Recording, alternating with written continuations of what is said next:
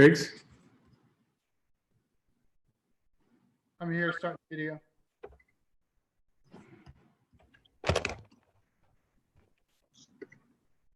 We're about to go live on YouTube. Yeah.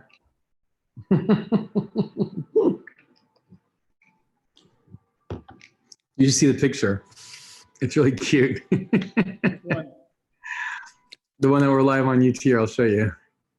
The YouTube picture it took. I forget that it takes a picture of you. Look at the picture it took.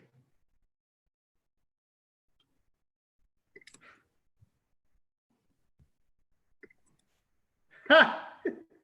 Handsome. Yes. Did you share on Facebook? I'm doing it right now. Okay, cool. Let me put my burrito over.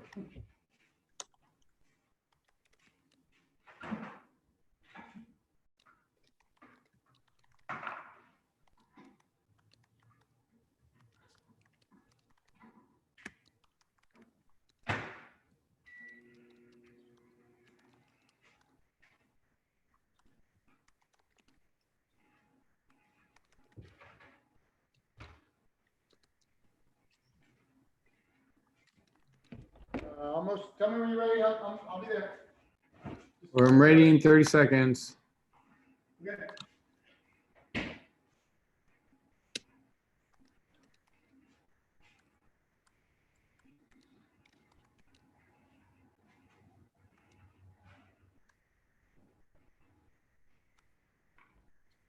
Oh, I keep putting Doc. I couldn't find you. Are you looking for Eric or Doc? Yeah, I was looking for Doc Griggs. There you go.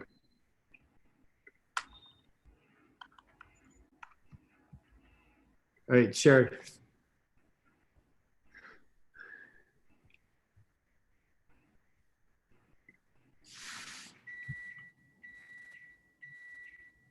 Your burrito ready?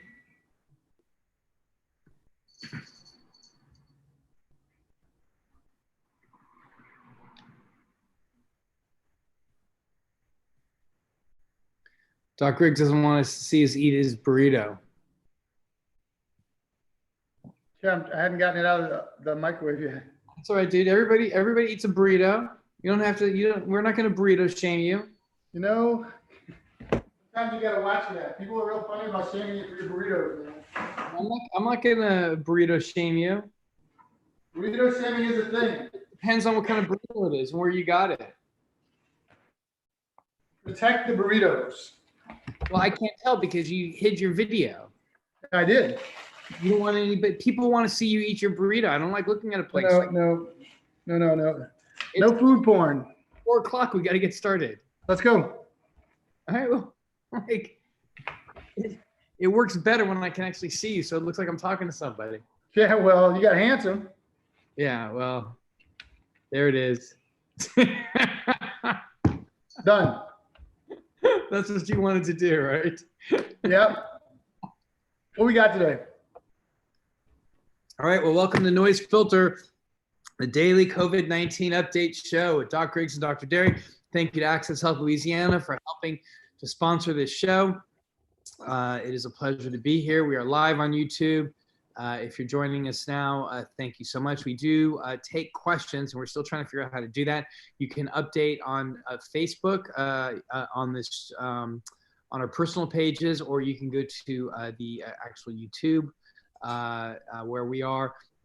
Or if you want, texting Doc Griggs is another good way to do that. And his phone number. Oh, there you go with that. You thought I was caught up in my burrito. I am not. Heard that loud and clear. Taking a big sip out of your cup. Right. So don't worry about my cup, Miss Katie. Anyway, before we get started, anything on your mind before we go over the numbers? No, these weeks are going by. I can't believe it's Friday, and I don't know if it's going that fast for us. It's going slow and fast all at the same time. We're all in the same roller coaster ride.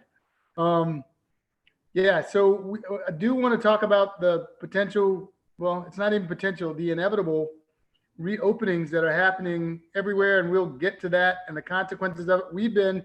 You and I have been knee deep in it all day.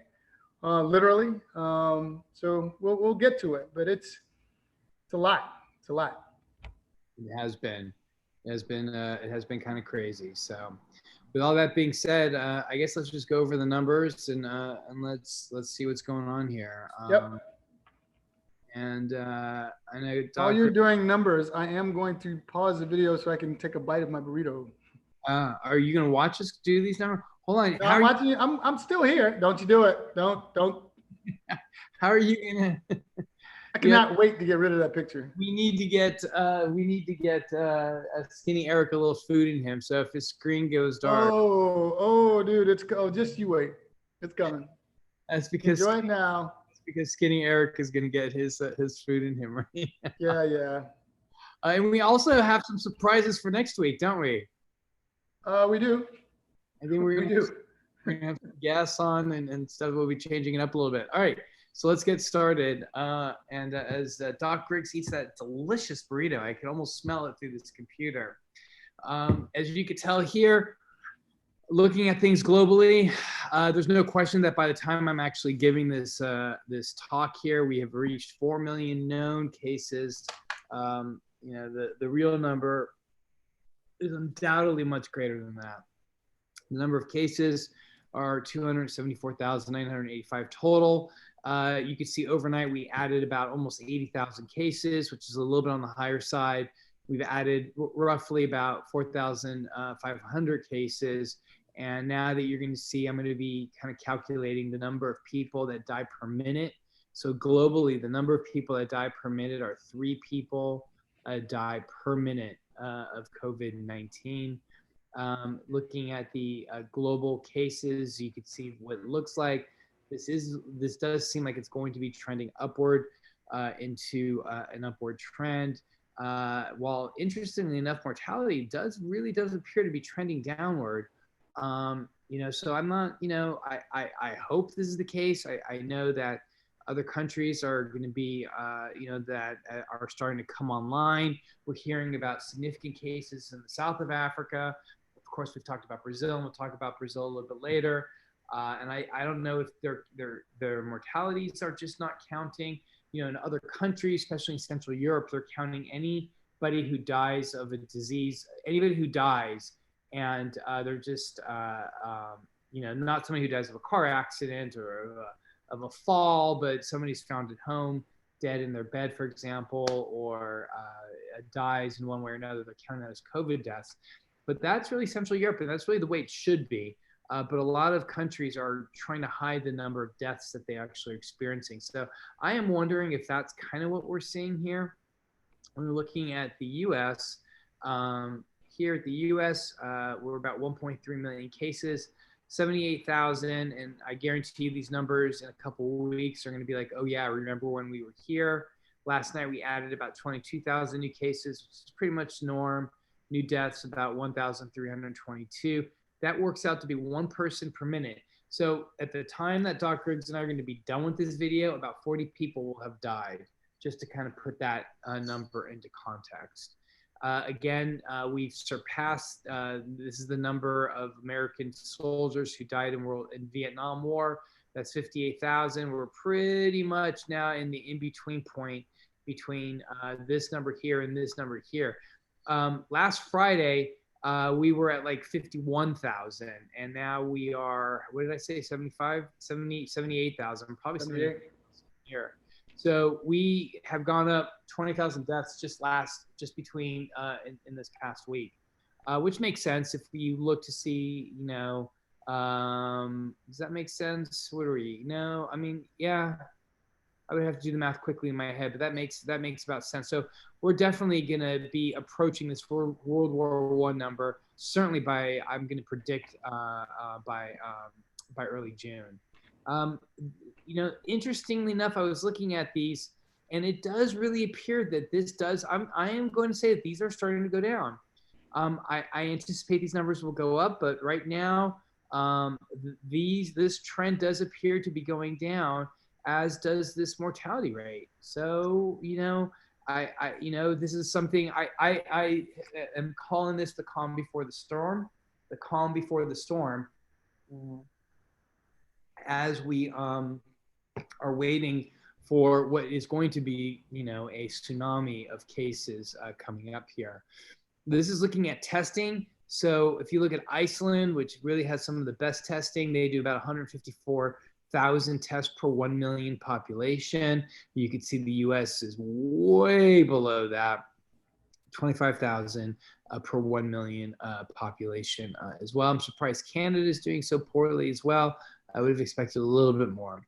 This is the number of, this is from the COVID tracking project. And you can see that basically what we're doing here is we're taking the number of positive cases and we're dividing it by the total number of positive and negative cases. And you can see that that number is about 15%. What we want, this is looking at USA testing. So this is all the testing in the US. What we want is that number to be below 5%. And if that number is below 5%, that means essentially that we are testing enough people, or we feel comfortable with the fact that we're testing enough people, including those that are pre-symptomatic and asymptomatic as well. Looking at the Louisiana case rates. So again, these are the total number of cases per million population. 1, 2, 3, 4, 5, 6, 7. So we're about 7th. We've been about 7th for about a week or so. We were at one point number 1 in the world. And then we quickly fell behind New York. And then we've been sitting behind New York, then ultimately New Jersey. And we've been falling down. And this is largely due to stay-at-home policies, wearing masks outdoors, and this sort of stuff. When we look at the mortality rates, these are the deaths per million people. So we have 479 deaths per 1 million people. Of course, New York and New Jersey lead that way, but 1, 2, 3, 4, 5. So we're 5th in the country for having the highest mortality rates. And when we're looking at the testing rates, right? So these are the testing rates per million people. We do about 43,000 per million. And you can see Louisiana's 1, 2, 3, 4, 5. So I think all in all, I think that if I were to kind of take a step back and summarize, and also let me just say that right now at Louisiana, we're about almost at 31,000 cases with total deaths of about 2,200 as well. I know that we're in the last 24 hours in New Orleans, we didn't have any deaths. So that's really great news. And we heard about that from Noel already today. So let me just do these. It looks like in Louisiana, this looks like maybe a little bit of an uptick. I don't know. Hopefully not, but we'll be seeing that. And this definitely looks like this is going down for the state of Louisiana.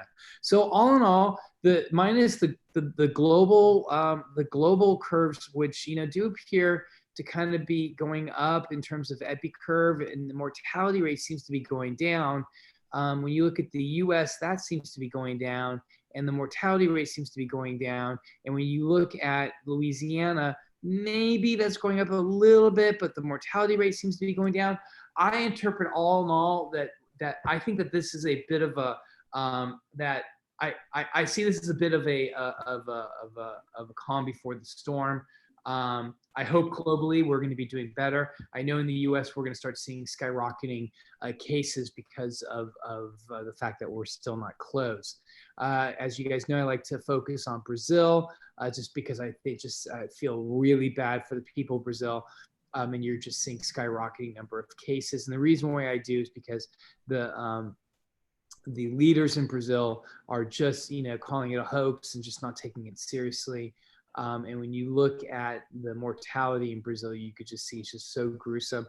Yesterday, Brazil, the last 3 days, Brazil had their most fatal, the last 3 days were the last 3 deadliest days in Brazil. So with that, Skinny Eric is now Happy Tummy Eric. I can see he's got his tongue kind of going between. He's pulling out all the little morsels of burrito that are in his teeth and giving them one final chew over. Eric, any thoughts or? Yeah, so I want to clarify the tsunami that's coming. Even though you are seeing the trend that's going down, you heard Mark Allen keep saying that this is the calm before the storm. I want to talk about 2 things. I want you to define in clear terms what we've been representing and talking about it. to let people know what's coming. And then the other thing is I want to talk about how, and we explain it, but I don't think we've taken the time to really break it down, how the number of testing, the amount of testing leads to decreased number of cases in the population. It shows in the graph. And in other countries, you see it, like in Iceland. Right. That's two things to pick one, start with. So the two things were was reviewing the cases. Sorry. Well, the two things the first one was, what tsunami are we waiting on? Oh, right. So I mean, and why? The opening of first of all, is going to be, I think globally, we're going to be seeing more cases because we're going to start seeing the virus starting to penetrate into more parts of poorer countries that have that don't have very good healthcare systems. But with that is going to be very difficulty with respect to making sure that testing is truly matching. So we're going to start seeing more and more penetration into this is more and more penetration into the into South America, Central America, and into poorer parts of Africa as well. And then by tsunami of cases, I also mean that we're going to be seeing a significant increase in cases here in the U.S. We're seeing, something like Georgia that opened up last week, and we're seeing a great, we're starting to see cases go up, and it feels as though you have one group of people who are demanding that the country open up, and a whole other group of folks that are asking that the country doesn't open up, and there's just a disconnect there that is somewhat worrisome, and so we're going to start seeing more cases there. So as workers are being asked to go back to work without any protections put in place there, it is of general concern for me. So we will be seeing increasing cases. Of course, we've been seeing that story significantly with the meat packing plants as well. So the linkage between why do we need to do more testing and how can that make our number of cases and deaths go down? Well, we need to do more number of testing. There's no question about that, so that we can get a good sense of what is going on. We can actually go through and find active cases, test them, and then of course be able to do contact tracing as well. So those are incredibly important to do. So until we're able to do test, trace, and isolate, we will continue to see cases continue to go up, unfortunately. So that's the part that I was talking about. You were talking about how they're doing such a great job in, it was Iceland, and yeah. the number of what happened? So they're doing an amazing job. Yeah, and if you'll notice, they were doing an amazing job of testing, and you'll notice that their number of cases is down, as is their number of deaths.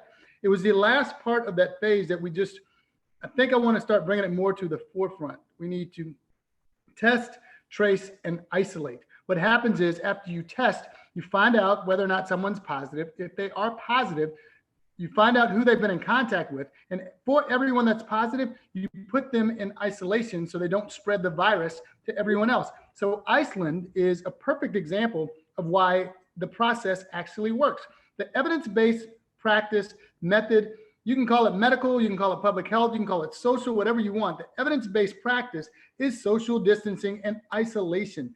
Staying away from each other. The virus doesn't spread the virus.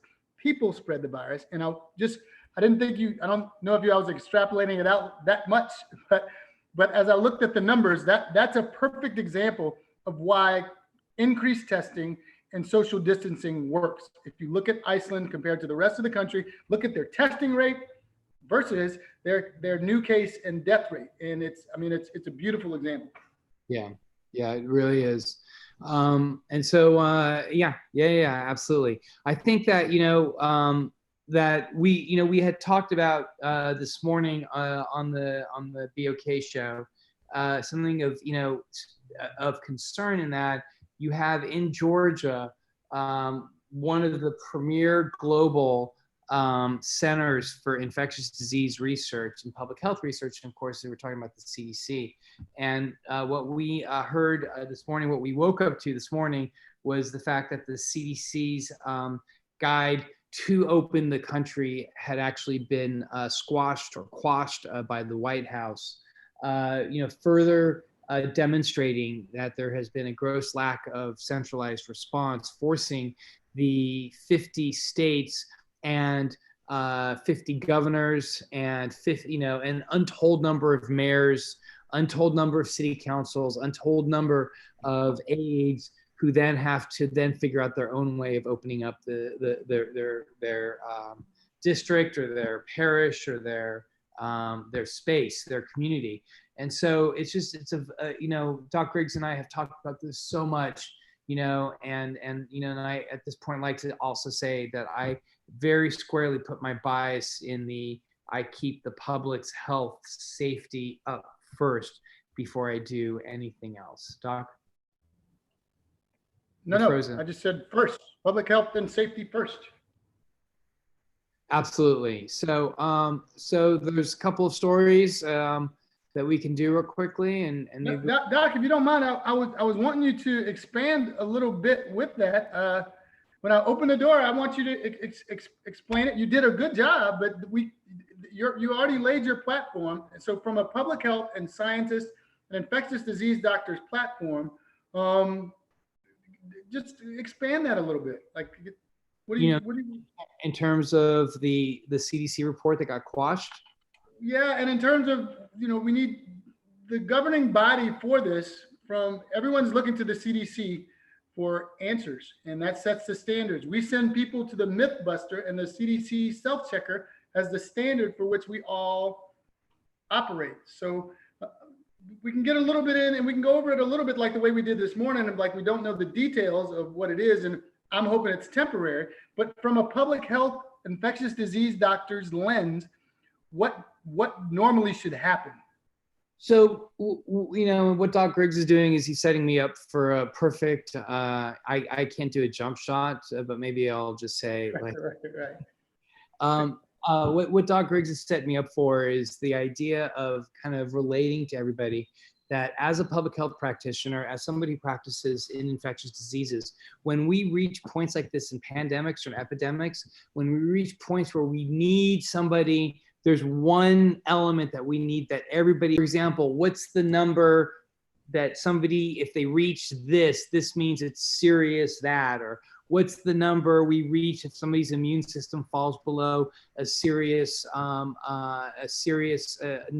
below some number that we could call HIV, then AIDS, or something along those lines. What all of mathematical modeling of what happens if you close this with a R naught of that plus this or whatever, that those are very technical skills that need to actually happen in a place like the CDC. And the CDC has been mute during this whole process. They have been mute, and largely they have been muted by an administration that does not feel compelled to get this information out in a coordinated, centralized manner. For some reason, they appear to be very specific to wanting to have governors do this all at one point. Doc? No, that you hit it on the head. I was wanting you to say they weren't mute by their own choosing. Right. In typical situations, we do have the public health and the science lead. We've taken an alternate course this time, which can give the appearance that there is no leadership, but there is, because no matter what, the science always leads.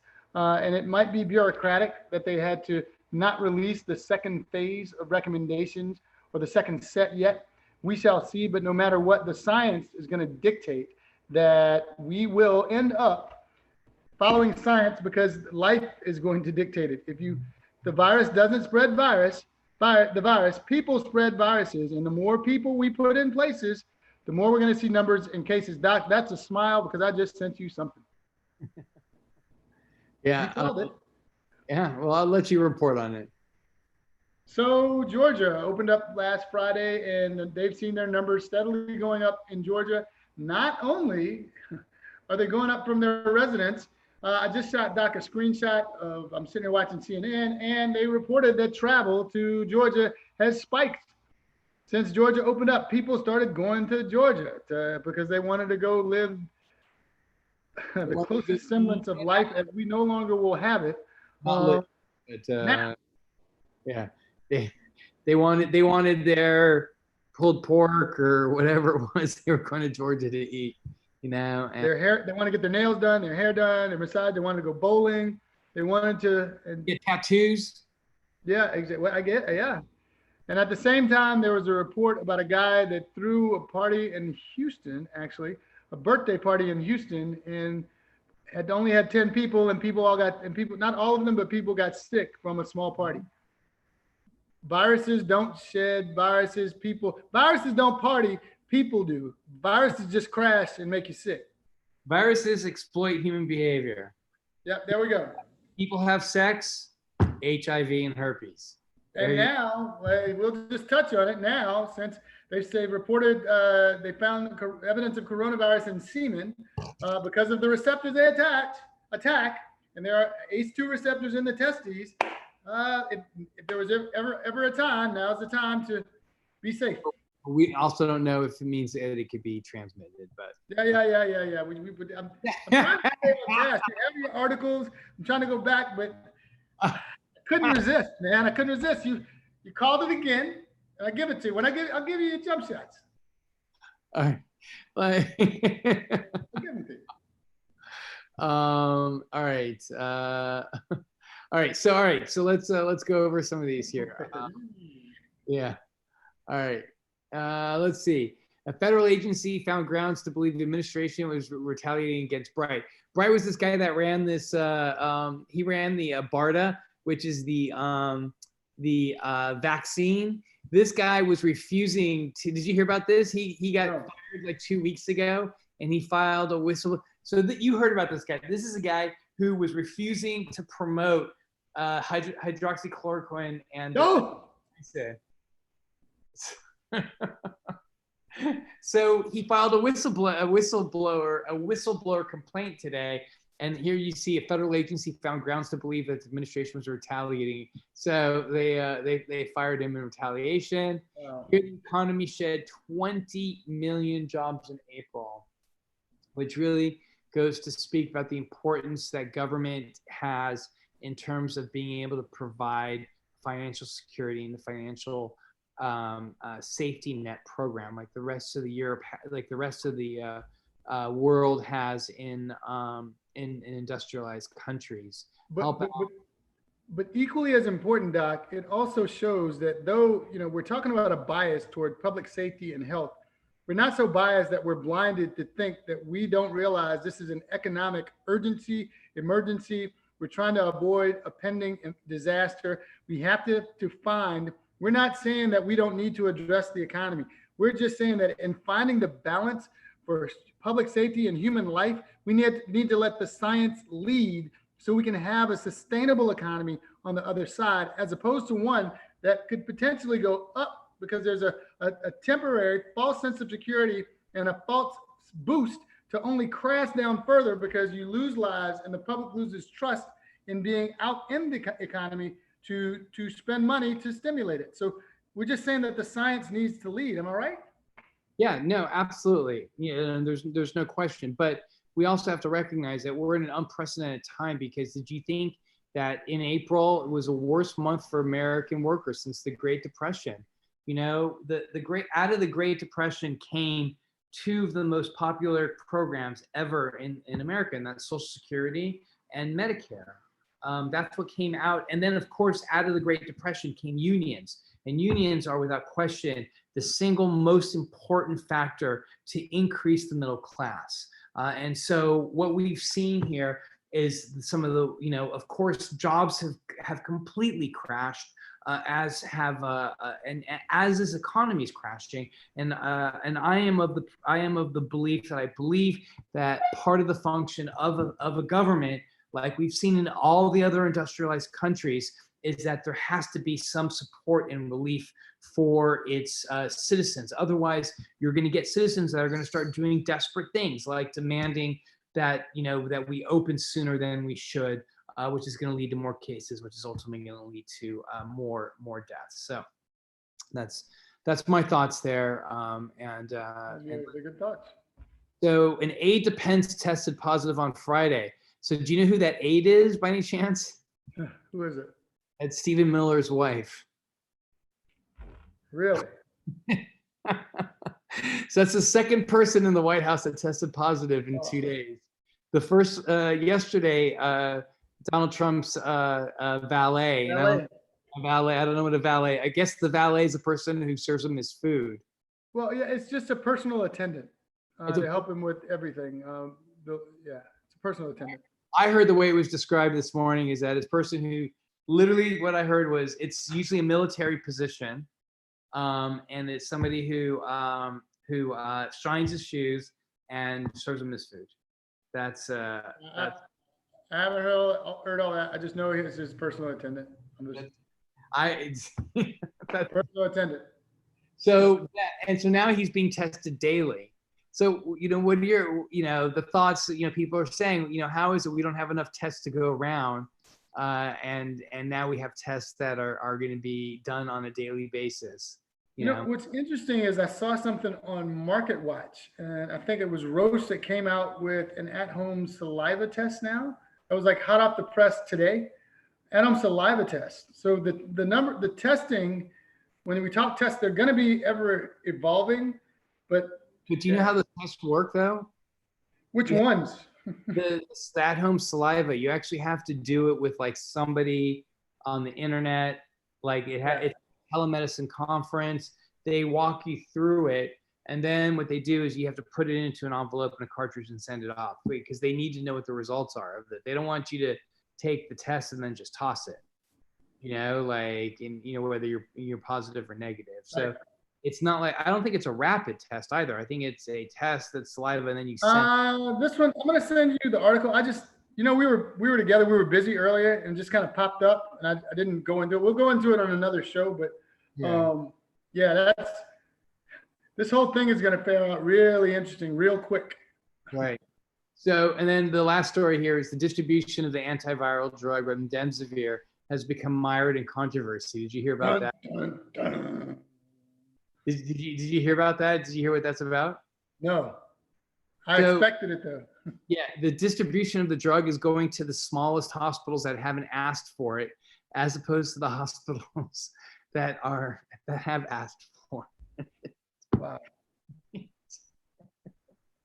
So folks, welcome to the world of health, healthcare, science, and public health. Usually all of this drama and all this neat stuff that Dr. Dery has been studying all these years, I never knew what he was studying.